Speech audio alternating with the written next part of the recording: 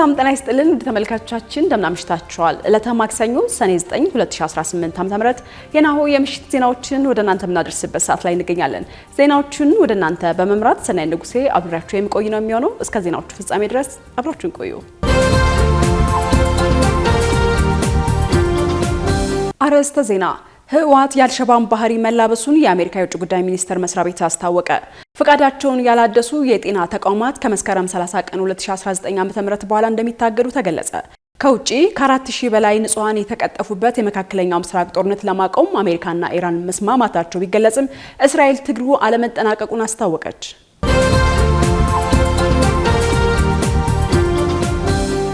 ለምሽት ከያዝናቸው በዝርዝር ወደ ምንመለከታቸው የሀገር ውስጥ መረጃዎቻችን በቅድሚያ እናልፋለን። የኢትዮጵያ ቡና በቻይና ገበያ ተፈላጊነቱ በከፍተኛ ሁኔታ እየጨመረ መሆኑ ተገለጸ።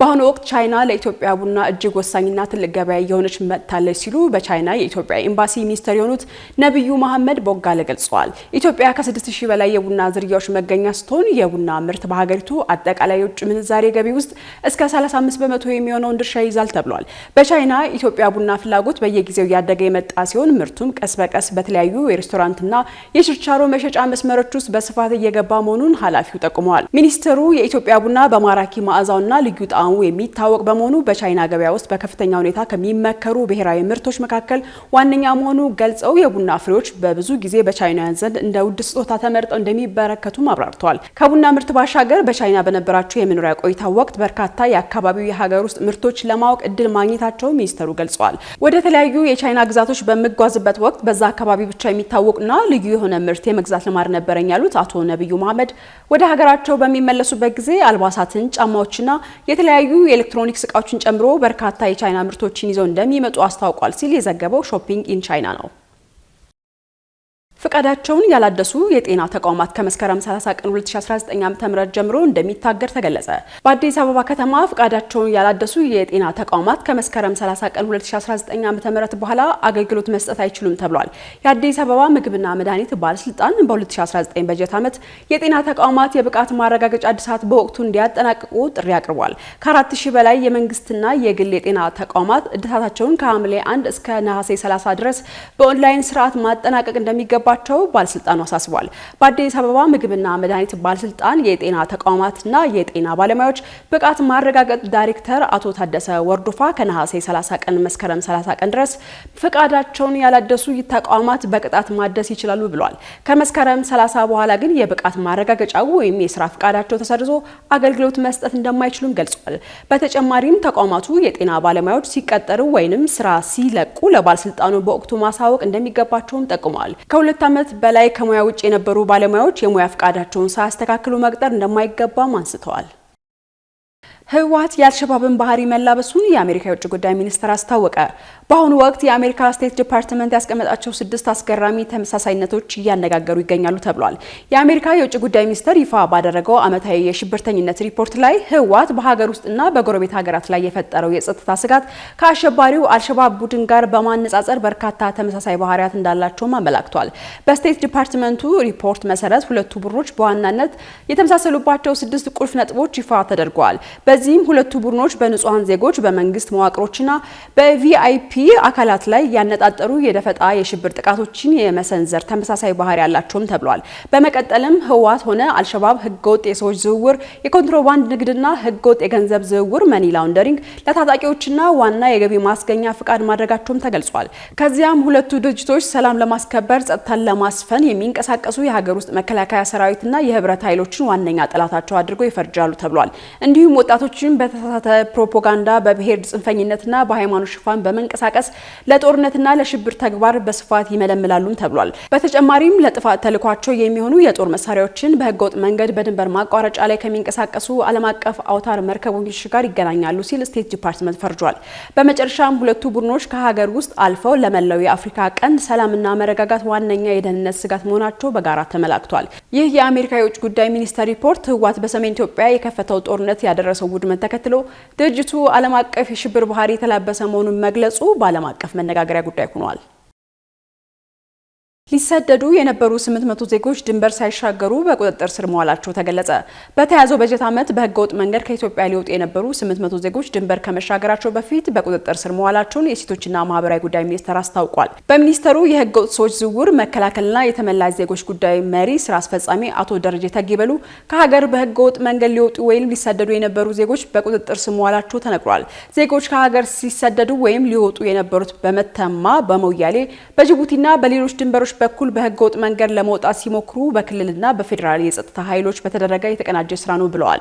ሊሰደዱ የነበሩ ዜጎች በቁጥጥር ስር ከዋሉ በኋላ የማቋቋም ስራ መስራቱን የገለጹት አቶ ደረጀ ከስነ ልቦናና ማህበራዊ ድጋፍ አንስቶ ወደ መጡበት አካባቢ የመመለስ ከቤተሰብ ጋር የማገናኘትና መንግስት ባመቻቸው የስራ እድል ውስጥ ተሳታፊ እንዲሆኑ ማድረግ ስራዎች ተሰርቷል ብለዋል።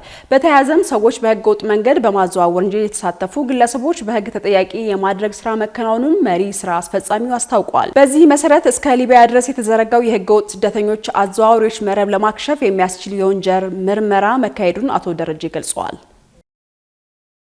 ካሽጎ በየትኛውም ዓለም ሆነው በማንኛውም ሰዓት ለወገኑ የሚደርሱበት ፈጣን የገንዘብ መላኪያ ተከፈተሎ። ማስተርና ቪዛ ካርዶን በመጠቀም ከ5 እስከ 20 ዶላር የሚልኩበት አዲስ የገንዘብ መላኪያ መንገድ። ካሽጎን ለየት የሚያደርገው የትኛውም የገንዘብ ዝውውር በፍጥነት አገልግሎት ከመስጠቱም ባሻገር ለማንኛውም አገልግሎት ምንም አይነት ክፍያ አለመጠየቁ ነው።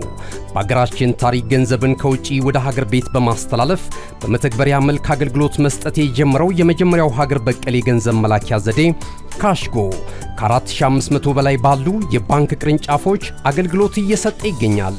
ገንዘቦን በሰኮንዶች ልዩነት ውስጥ ይፈልጉ በአካውንቶ ወይንም በእጆ ቆጥረው የሚወስዱበት ልዩ ዘዴ። በቅርቡ ሁሉንም ኢትዮጵያዊ ባለቤት ለማድረግ ጉዞ የጀመረው ካሽጎ ዛሬውኑ መተግበሪያውን በስልኮ ላይ በመጫን የአገልግሎቱ ተጠቃሚ ሆኑ። ፍጥነት መለያችን፣ ኢትዮጵያን መክፈቻችን፣ ካሽጎ ነው መላኪያችን። ካሽጎ የአዲሱ ትውልድ ብራንድ። ውድ ተመልካቾቻችን የናሁ የምሽት ዜናዎቻችን ወደ እናንተ ማድረሳችንን ቀጥለናል። አሁን ደግሞ ከውጭ ወደ ያዝናቸው መረጃዎቻችን እናልፋለን። በናይጄሪያ ከ10,000 በላይ የቦኮ ሀራም ተዋጊዎች ለመንግስት እጃቸው መስጠታቸው ተገለጸ። በናይጄሪያ ሰሜናዊ ምስራቅ የቦሮኖ ግዛት ባለስልጣናት እንደገለጹት ወደ 10,000 የሚጠጉ የቀድሞ የቦኮ ሀራም ተዋጊዎች አሁን በመንግስት በሚደገፈው የማገገሚያ ማዕከል መግባታቸውን አስታውቋል። ማገገሚያው ከአማጺ ቡድኖች የሚክዱ ሰዎችን ለማበረታታት በማሰብ ወደ ህብረተሰቡ እንዲቀላቀሉ ለማድረግ ተቋቁሞ ወደ ስራ መግባቱን ተከትሎ ብዛት ያላቸው ታጣቂዎች እጃቸውን እየሰጡ ነው ተብሏል። የቦርኖ ባለስልጣናት እንደሚሉት በቅርቡ ጊዜ ከቡድኑ የቀድሞ ተዋጊዎች ወደ ማህበረሰባቸው የተመለሱትን አጠቃላይ ቁጥር 10,680 ደርሷል። ተዋጊዎች እጃቸውን እንዲሰጡና ወደ ሲቪል ህይወት እንዲመለሱ በማበረታታት በናይጄሪያ ባለስልጣናት በጃድ ሐይቅ አካባቢ የሚንቀሳቀሱ የጂሃዲስቶች ቡድኖችን ለማዳከም የናይጄሪያ ባለስልጣናት ሰፊ ጥረቶች አካል ነው ተብሏል። የመንግስት መገናኛ ብዙሃኖች እንደዘገቡት በመቶዎች የሚቆጠሩ የቀድሞ ታጣቂዎች በማገገሚያ ማዕከሉ ተሰብስበው በድጋሚ ወደ አማጺ ቡድኑ እንዳይመለሱ ቃለ መሐላ ፈጽመዋል። ከ10 ዓመታት በፊት በናይጄሪያ በሰሜን ምስራቅ የጀመረው የቦኮ ሀራም ጥቃት በናይጄሪያና በአጎራባች ሀገራት በ10 ሺዎች የሚቆጠሩ ሰዎች ገድሏል፣ በሚሊዮን የሚቆጠሩ ደግሞ ተፈናቅለዋል። በወታደራዊ ዘመቻ የቡድኑ አቅም በእጅጉ የቀነሰ ቢሆንም የታጠቁ ኃይሎች በክልሉ አንዳንድ አካባቢዎች ጥቃት እየፈጸሙ መቀጠሉም ይታወሳል። የቦርኖ ግዛት ባለስልጣናት የመልሶ ማቋቋምና የማዋሃድ መርሃ ግብሮች ግጭቱን ለማስቆምና በአመጽ በተጎዱ ማህበረሰቦች ውስጥ የረጅም ጊዜ መረጋጋት ለማስፈን ለሚደረገው ጥረት ጠቃሚ አካል እንደሆነም ተናግረዋል። በካሊፎርኒያ የቦምብ ጣይ አውሮፕላን ተከስክሶ የ8 ሰዎች ህይወት አለፈ። በደቡብ ካሊፎርኒያ ከሚገኘው የኤድዋርድስ አየር ኃይል ማዕከል ለመነሳት በሞከረበት ቅጽበት በተከሰከሰው የዩናይትድ ስቴትስ አየር ኃይል ቢ52 ቦምብ ጣይ አውሮፕላን አደጋ 2 የቦይንግ ኩባንያ ሰራተኞችን ጨምሮ የ8 ሰዎችን ህይወት ማለፉ ተረጋግጧል። አደጋው የተከሰተው ሰኞ ዕለት በአካባቢው ሰዓት አቆጣጠር ከቀኑ 11 ሰዓት ከ20 ላይ አውሮፕላኑ በተለመደው የሙከራ ተልዕኮ ላይ በነበረበት ወቅት ነው። የአውሮፕላኑ መከስከስ ለብዙ ማይሎች ሊታይ የሚችል ግዙፍ የጥቁር ጭስ ደመና በአየር ላይ አስከትሏል። የአየር ኃይል ማዕከሉ ቀደም ሲል ባወጣው መግለጫ በመጀመሪያ አደጋው ማንም ሊተርፍበት የማይችል እንደነበረ የሚያሳይ መሆኑን በመግለጽ የሟች የቅርብ ቤተሰቦች መርዶ እየተናገራቸው እንደሆነም አስታውቋል። ይህ ከተጠናቀቀ ከ24 ሰዓት በኋላ ስማቸው ይፋ ይደረጋልም ተብሏል። አደጋው ሙሉ በሙሉ በኤድዋርድስ አየር ኃይል ማዕከል የማረፊያ መስመር ክልል ውስጥ የተገደበ እንደነበረ የተገለጸ ሲሆን ማዕከሉ የዕለት ተዕለት ስራዎቹን ለጊዜው ማገዱንም አስታውቋል። ቢ52 አውሮፕላኑ የማዕከሉን የራዳር ዘመናዊነት ፕሮግራም እየደገፈ እንደነበርና ለመነሳት በሞከረበት ቅጽበት ተከስክሶ በእሳት መያያዙንም አስታውቋል። በመጨረሻም በዝርዝር ወደምንመለከተው የውጭ መረጃችን እናልፋለን። ከ4000 በላይ ንጹሃን የቀጠፉበት የመካከለኛው ምስራቅ ጦርነት ለማቆም አሜሪካና ኢራን መስማማታቸው ቢገለጽም እስራኤል ትግሉ አለመጠናቀቁን አስታውቃለች። ዋሽንግተንና ቴህራን የደረሱት ስምምነት ዝርዝር ነጥብ ይፋ ይደረጋል ተብሎ የተጠበቀ ሲሆን ይፋዊ የፊርማ የማኖር ስነ ስርዓቱ በመጪው አርብ በጄኔቫ እንደሚከናወን ታውቋል። ኢራንም ስምምነቱ ተግባራዊ የሚደረግ ከሆነ ቴህራን የሚያኮራ ሰነድ ነው ስትል አወድሰዋለች። ይሁን እንጂ ዋነኛው የጦርነቱ ተሳታፊ የሆነችው እስራኤል ትግሉ መቋጨቱና ወታደሮቿን በተጠንቀቅ እንደሚቆሙ በመግለጽ በአሜሪካና ኢራን መካከል የተደረሰውን ስምምነት አለመደገፏን ገልጻለች። በመካከለኛው ምስራቅ ሰላም ይሰፍን ይሆን ወይንስ ቀውሱ ይቀጥላል? ማርቆስ ጎዴቦ ዝርዝሩ እንደሚከተለው አዘጋጅቶታል። 3 ወር ከ20 ቀናትን መላው ዓለምን ያስጨነቀው የዓለምን ኢኮኖሚ ያናግቶ የፖለቲካ አሰላለፉን እንዳተራመሰው የሚነገርለት የመካከለኛው ምስራቅ ጦርነት የነዳጅ መተላለፊያ የሆነውን የሆርሙዝ ወሽመጥን ሲያስከፍትና ሲያዘጋ የቆየው ይኸው ቀውስ ከ4000 በላይ ለሚሆኑ ንጹሃን ህልፈትም ምክንያት ሆኗል። በቢሊየን ዶላሮች የሚገመት ንብረት ያወደመው የእስራኤል አሜሪካ በጥምረት በኢራን ላይ የከፈቱት ጦርነት ሊያበቃ እስከ ስምምነት እየተደረሰ ቢመስልም ዳሩ ግን እስራኤል ትግሉን አለመጠናቀቁን አስታውቃለች። ዋሽንግተንና ቴህራን የደረሱት ስምምነት ዝርዝር ነጥብ ይፋ ይደረጋል ተብሎ እየተጠበቀ ባለበት በዚህ ወቅት ይፋዊ ፊርማ የማኖር ስነ ስርዓቱ በመጪው አርብ በጄኔቫ እንደሚከናወን ተረጋግጧል። ኢራንም ስምምነቱን ተግባራዊ የሚደረግ ከሆነ ቴህራንን የሚያኮራ ሰነድ ነው ስትል አወድሰዋለች። ይሁን እንጂ ዋነኛዋ የጦርነቱ ተሳታፊ የሆነችው እስራኤል ትግሉ አለመቋጨቱንና ወታደሮቿን በተጠንቀቅ እንደሚቆሙ በመግለጽ በአሜሪካና ኢራን መካከል የተደረሰውን ስምምነት አለመደገፏን አስታውቃለች። በመካከለኛው ምስራቅ ሰላም ይሰፍን ይሆን ወይንስ ቀውሱ ይቀጥላል? የብዙዎች ጥያቄ ነው። የቀጠናውን ፖለቲካዊ እንቅስቃሴና የጦርነቱን ሁኔታ በንቃት የተከታተሉ ዲፕሎማቶችና የዘርፉ ልሂቃን እስራኤል በዚህ ስምምነት ተገላለች ሲሉ ገልጸውታል። ፕሬዚደንት ዶናልድ ትራምፕ የአሜሪካ ኢራን ስምምነትን ዝርዝር ነጥቦች ከአርብ በፊት ይፋ ሊያደርጉ እንደሚችሉ አንድ ከፍተኛ ባለስልጣን አረጋግጠዋል። ዶናልድ ትራምፕ ከኢራን ጋር የነበረውን ጦርነት ለማቆም የተደረሰውን ቅድመ ስምምነት ዝርዝር ነጥቦች ከአርብ በፊት ይፋ ማድረግ እንደሚችሉ ምክትል ፕሬዚደንት ጄዲ ቫንስ ገልጸዋል። ምክትል ፕሬዚደንቱ ጄዲ ቫንስ በአሜሪካና በኢራን መካከል የተደረሰውን የመግባቢያ ስምምነት አንድ ገጽ ተኩል አካባቢና ጥቅል ሐሳቦችን የያዘ ሰነድ እንደሆነ አስታውቀዋል። ይህ የተገለጸው ትራምፕ በፈረንሳይ በቡድን 7 አባል ሀገራት ስብሰባ ላይ በተገኙበት መድረክ ላይ ነው። በዛሬው ዕለት የግብጽ፣ የኳታርና የተባበሩት አረብ ኤሚሬቶች መሪዎች በተገኙበት ስለ ኢራን ልዩ ስብሰባዎች እንደሚደረጉ የመረጃ ምንጮች ማረጋገጣቸውን ጠቅሶ ዓለም አቀፉ የመገናኛ ብዙሃን ቢቢሲ ዘግቦታል። የስምምነቱ ዝርዝር ይፋ ይደረጋል ተብሎ እየተጠበቀ ሲሆን ይፋዊ የፊርማ የማኖር ስነ ስርዓቱ ግን የፊታችን አርብ በጄኔቫ የሚከናወን ይሆናል። የእስራኤሉ ጠቅላይ ሚኒስትር ቤንያሚን ኔታንያሁ በበኩላቸው ትግሉ አላከተመም ብለዋል። አገራቸው አሁንም በተጠንቀቅ እንደቆመችና በደቡብ ሊባኖስ ከውጊያ ነፃ የሆነ ቀጠና እንዲኖራት ገልጸዋል። የኢራኑ ፕሬዚደንት ማሱድ ፔዜሽኪያን ስምምነቱ በአግባቡ ከተተገበረ ለኢራን የሚያኮራ ሰነድ ነው ማለታቸውንም የሀገሪቱ መገናኛ ብዙሃን ዘግበውታል። አንድ የአሜሪካ ከፍተኛ ባለስልጣን በበኩላቸው እንደገለጹት የመግባቢያ ስምምነቱ መፈረሙን ተከትሎ የሆርሙዝ ወሽመጥ በአፋጣኝ ይከፈታል ተብሎ ይጠበቃል ብለዋል። በስምምነቱ መሰረት በሊባኖስ ወታደራዊ ዘመቻ መቆም እንዳለበት ተገልጿል። የሊባኖስ ባለስልጣናት ተፈናቃዮች የአካባቢውን ደህንነት ሳይረጋገጥ እንዳይመለሱ ቢያሳስቡም ብዙዎች ግን ወደ ቤታቸው እየተመለሱ ነው። አሜሪካና ኢራን ስምምነት ላይ መድረሳቸውን ተከትሎ አሜሪካ ለኢራን መልሶ ግንባታ የገንዘብ ድጋፍ ልትሰጥ ነው በሚል የተሰራጨውን መረጃ በሚመለከት ፕሬዚደንት ዶናልድ ትራምፕ ማስተባበያ ሰጥተዋል። አሜሪካና ኢራን ከስምምነት ከደረሱ በኋላ አሜሪካና አጋሮቿ ከፍተኛ መጠን ያለው ገንዘብ ለኢራን መልሶ ግንባታ ይሰጣል መባሉን ፕሬዚደንት ዶናልድ ትራምፕ አስተባብለዋል።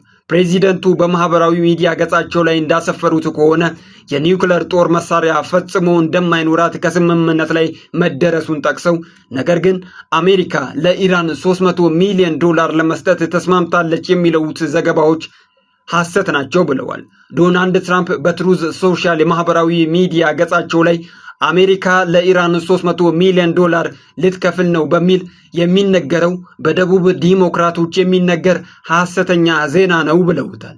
ኢራንና አሜሪካ ደረሱበት የተባለውንና ራሳቸው ፕሬዚዳንት ትራምፕ ፈርመውበታል የተባለው ጦርነትን የሚያስቆመው የመግባቢያ ሰነድ ዝርዝር ዋነኛ ይዘት ይፋ ገና አልሆነም። ነገር ግን ከኢራንና ከአሜሪካ በኩል እየወጡ ያሉ ስምምነቶች ይዘቶች ላይ አንዳንድ ልዩነቶች እየታዩ ነው። በተለይም የኒውክሌር መሳሪያን የመታጠቅ ጉዳይ። የእስራኤሉ ጠቅላይ ሚኒስትር ቤንያሚን ኔታንያሁ ትግሉ አልተቋጨም ማለታቸውን ተከትሎ ደግሞ ስምምነቱ ከጅምሩ ሊከሽፍ ይችላል የሚል ስጋት ተፈጥሯል። ለዚህም የእስራኤል ማስጠንቀቂያ ኢራን ምላሽ ሰጥታበታለች። ከዚህ በኋላ እስራኤል በሊባኖስ ላይ የምትፈጽመው የትኛውም አይነት ጥቃት ከአሜሪካ ጋር የተደረሰውን የመግባቢያ ስምምነት የሚጥስ ነው ስትል ኢራን አስጠንቅቃለች። የኢራኑ የውጭ ጉዳይ ሚኒስትር አባስ አራጋቺ እንዳሉት ከሆነ ስምምነቱ ሲደረስ በአንድ በኩል ኢራንና ሂዝቦላ በሌላ በኩል ደግሞ አሜሪካና እስራኤል ሆነው ነው በማለት የእስራኤል ጥቃት እንዲቆም አሳስበዋል። አራጋቺ አጽንኦት ሰጥተው እንደተናገሩት ከሆነ በሊባኖስ ያለው ጦርነት ማብቃት ከአጠቃላዩ ጦርነት ማብቃት ተነጥሎ የሚታይ አይደለም። የጦርነቱ ማብቃት በተጨማሪም የወረራ ማብቃትም የሚያካትት ነው ብለዋል። በዚህም መሰረት ከዚህ በኋላ የእስራኤል ወረራ በሊባኖስ መሬት ላይ የሚቀጥል ከሆነ የተደረሰውን የመግባቢያ ስምምነት ጥሰት ነው ብለው በእኛም በኩል እንመክተዋለን ሲሉ አራጋቺ አስጠንቅቀዋል። ይህ የኢራን የውጭ ጉዳይ ሚኒስቴር ንግግር የተሰማው እስራኤል በደቡብ ሊባኖስ ውስጥ ወደሚገኙ ወታደሮቿ እየተጠጉ ነበር ያለቻቸውን ሽብርተኞች ላይ ጥቃት መፈጸሟን ካስታወቀች በኋላ ነው። የሊባኖሱ ሂዝቦላ ቡድን በበኩሉ ለእስራኤል ጥቃት ምላሽ ሚሳኤሎችና ድሮኖችን ማስወንጨፉን አረጋግጧል።